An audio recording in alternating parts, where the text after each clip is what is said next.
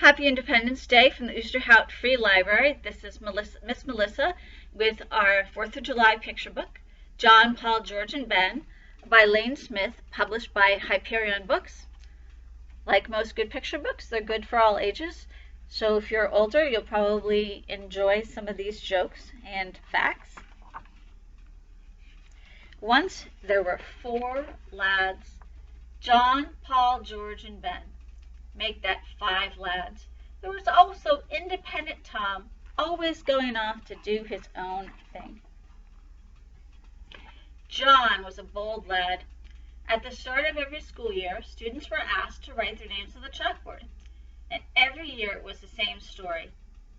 John, his teacher would say, you have lovely penmanship. John, your confidence is refreshing. But John, come on.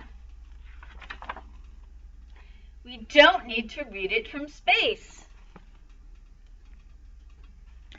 Paul was a noisy lad.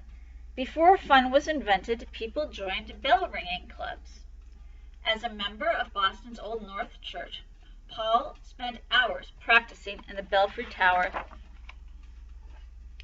Over time, all of that bell-ringing took a toll on young Paul.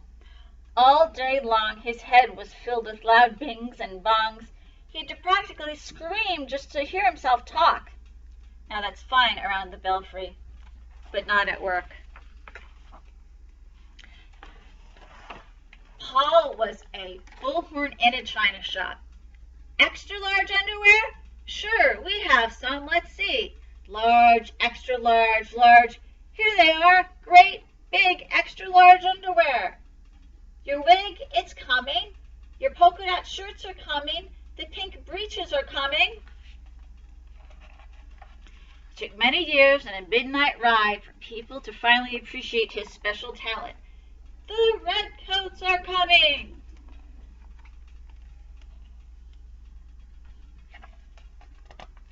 Everyone except that big lady, big underwear lady, she was still mad. George was an honest lad. One day he took his shiny new hatchet and chopped down his family's cherry tree. When his father discovered the tree, he asked, "Son, do you know who killed this beautiful little cherry tree?" "I cannot tell a lie," answered George. "'Twas I who chopped down this cherry tree." "Then run into my arms, dearest boy," cried his father, "for you have paid me for it 1,000-fold with your honesty." "Really?" said George. "In that case, when I tell you I've taken out the apple orchard, leveled the barn, and made kindling of your carriage, you'll be a wealthy, wealthy man." Ben was a clever lad. Not only did he have a saying for every situation, he generously shared them with anyone, anywhere, anytime. Fish and visitors stink after 3 days. He considered it his duty to provide frequent free advice. "The sleeping fox catches no poultry. Those who in quarrels interpose must often wipe a bloody nose. If your head is waxed, don't walk in the sun. 3 can keep a secret if 2 of them are dead." The townsfolk were so taken by his generosity that they came up with a saying especially for Ben. "Please shut your big yap." "I like it," said Ben. "It's short and to the point. Work a fox or a turkey in there, and I think you've got something." Tom was an independent lad.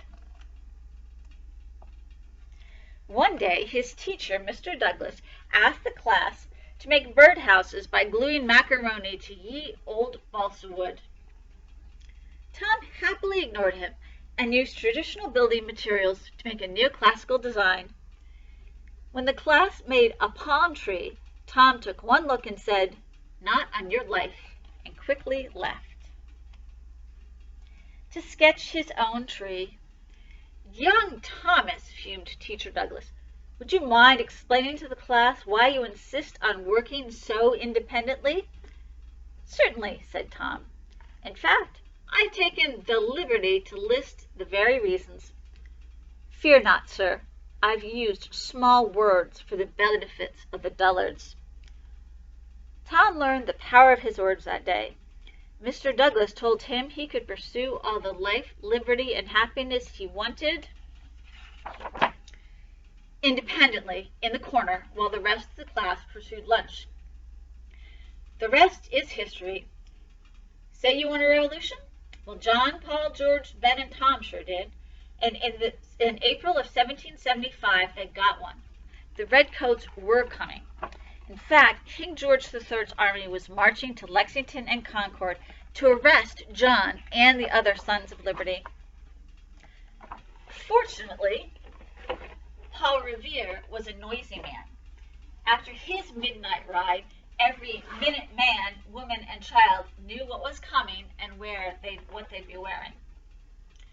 The Americans needed something to formally state their separation from the king.